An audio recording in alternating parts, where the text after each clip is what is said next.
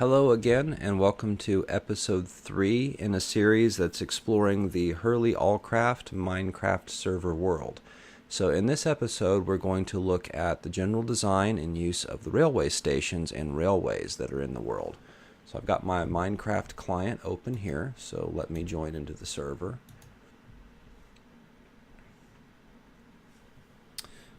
Okay. We're going to head over here to Brent Station, which is just right up the path from the spawn point. If you experience lag following along, it is the Temple of Crafting here. I go into some explanation in episode 2 where we look at the Temple of Crafting and what my theories are behind why it has the lag. Doesn't seem to be much you can do with it. Again, if you don't look at it, you're not going to experience the lag. As you can see here, I don't have any problems as soon as I turn around and look at it. Because of the rendering issues, it's going to cause considerable lag. Okay, this is Brent Station. This was my initial prototype railway station back when this world was still a survival world. It is probably the smallest of the stations and was my first attempt at creating kind of something to put at the end of the railway where you get off that can keep you safe and provide some basic necessity you get out here. So there's a crafting bench, there is a furnace, there's an anvil, there's some storage, an ender chest allowing you to link whatever that you deposit between different stations, and the Temple of Crafting, or anywhere else that you've put an ender chest, and then just a general chest. In here I've also included, there's a minecart for you, which we'll get to in just a minute. We actually use the rail line. All railway stations are designed so that one side, well, most railway stations, let me refrain from that for a second. Most railway stations will have one side that has two lines that come out of it, and then the other side will have a single line that comes out of it. Now, one line was sacrificed on this side of the railway station to try and prevent you from getting lost in the railway network. So if I'd put two on either side, and let's say that you had traveled way out west, so you're, 4 or 5 kilometers from home, you have no idea what any of the stations are around you. You might find yourself just traveling around in a circle.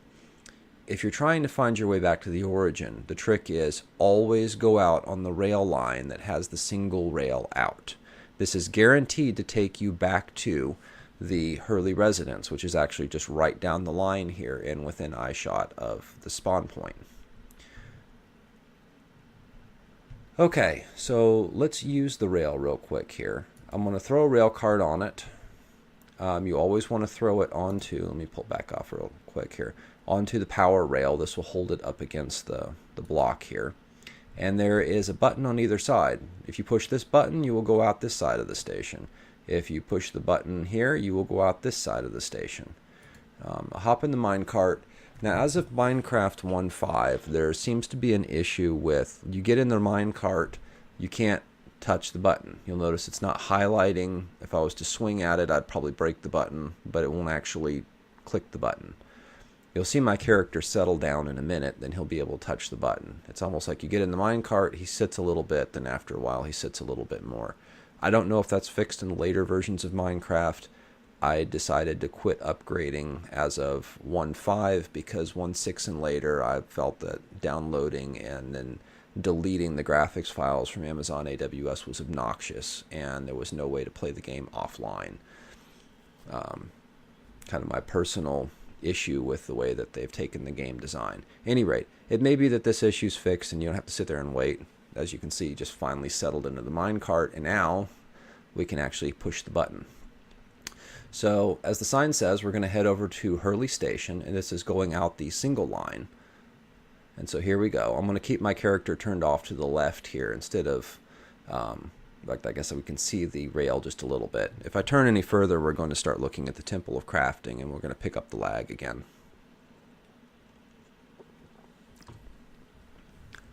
So Hurley Station is a railway station built into kind of the original Minecraft house over here. And here we are.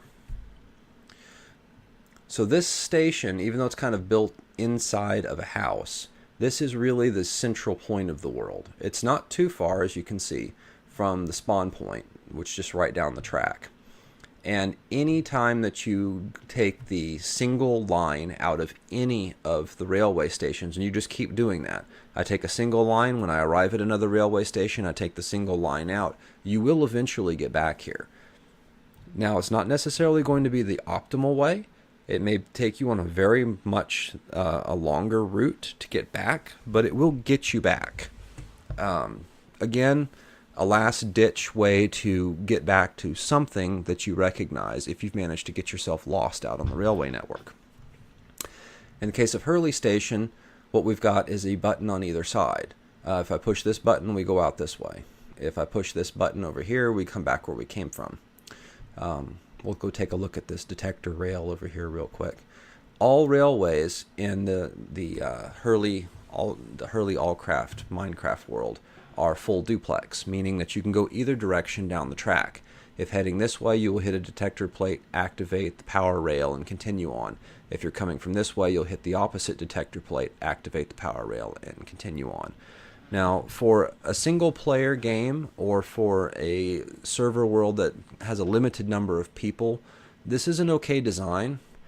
When you start to get more people on it, though, the design really does break down, because you can have two people going opposite directions down the same line and you'll have a collision. And what happens, it causes both people to bounce back in opposite directions, and you'll wind up sending them both back where they came from. And it's obnoxious and nobody likes it. A better design would actually be to put the stations so that they will automatically switch to one of two tracks depending on which way you're going, and to cause the tracks to be single duplex only. If I wanted to make a single duplex track here, I could take out, for instance, this detector rail. In that case, you would come this direction, activate the detector rail, the power rail, and could continue on. But if you came from the other direction, there would be no detector rail to activate. When you hit the power rail, it will actually stop your minecart. So it prevents people from going the wrong way. I've considered several times retrofitting this particular world with it, and it would be an enormous effort to do it. So the warning is there for anybody considering creating a railway system. If you're intending it to be used by a lot of people, I would recommend going with single duplex rails, and then keep a separate rail for each direction. So 2 rail systems from each station. Okay, again, we're going to have to sit and wait on... Nope, he's already settled in. Even better. So we're going to go ahead and head back to Brent Station, and we're going to go out the other side of the station so you can see how that works with the switch. So it's nighttime. This is a great example to show the meaningfulness of the lighted track. No mobs are spawning. It's actually safe to travel. Just to demonstrate, I can go ahead and switch my game mode to survival mode. Demonstrate to you that it is perfectly safe to go around on the elevated rails. So first we're going to go to Turek Station. So we'll want to flip the switch that direction. So you'll see Turek Station is pointing off to the right there. And then we'll click the button. And as we come out the rail here, you will see that we're already flipped to the right, and out we go. Again, lighted, elevated rails.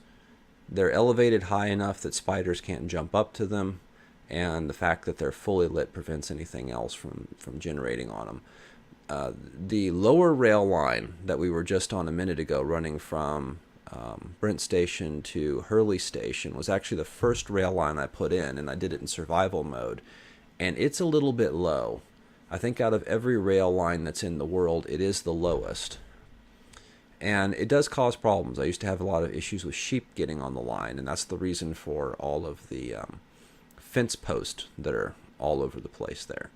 So here we are. We've arrived at Turek Station. You can see that this is a little bit bigger station than Brent Station. The first 4 that I made, Brent, Turek, Savasoda, and Dwinstle stations, are all a little bit different. I was still trying to get down the design on the station. If you go further out west and further out east, you'll see the standard 17 by 11 design has been settled on, and the redstone used in those designs is much more efficient.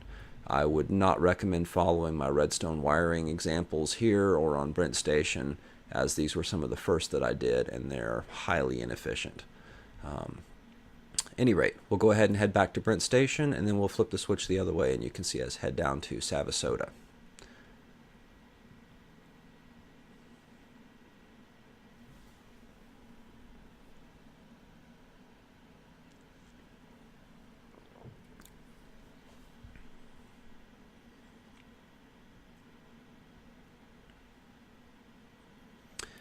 In mentioning, you'll notice that the power rails are set every so often here. The actual spacing distance on the rail line is in units of 40.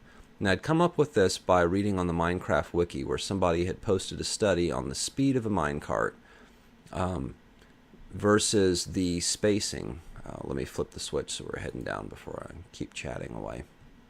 All right, so heading down to Sarasota Station now by flipping the switch to the left, and we'll click it.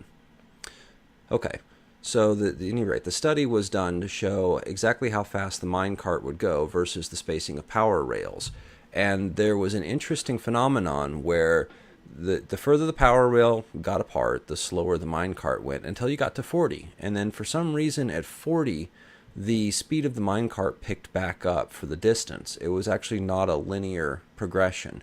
And I decided that that was the one anomaly I was going to take advantage of, being in survival mode and considering that power rails are expensive. I mean, they require redstone and gold in order to make, two materials that aren't particularly easy to come by in survival mode. So that's the reason for the spacing. After this was shifted back into a creative mode server, I just kept with the spacing. The minecart seems to be amply fast for my needs, and you will see on all the tracks, for the most part, I follow the spacing. Now, on the ups and downs for the track, early on, I didn't have enough power rail to fill in most of them, so you'll notice that a lot of them, like this one that we're looking at right here, is unpowered on the up ramp. Later on in creative mode, where it didn't really matter, I chose to do all power rails on the up ramp since it seemed to be more consistent. A little bit of server lag here and there can cause the minecart to slow or stop in some cases, and it was more consistent to try and do an up ramp that was all powered in both directions than it was to assume the minecart had enough velocity to get up it. Alright, let's go ahead and we'll head back to Brent Station. So again, we're heading back out the single track. And that should be about it. So I hope this has been sufficient for you to feel comfortable being able to use the mine carts in the railway facilities in the HurleyAllCraft Minecraft world. And again, if you're interested in downloading and playing this world, it is freely available from minecraftworldmap.com.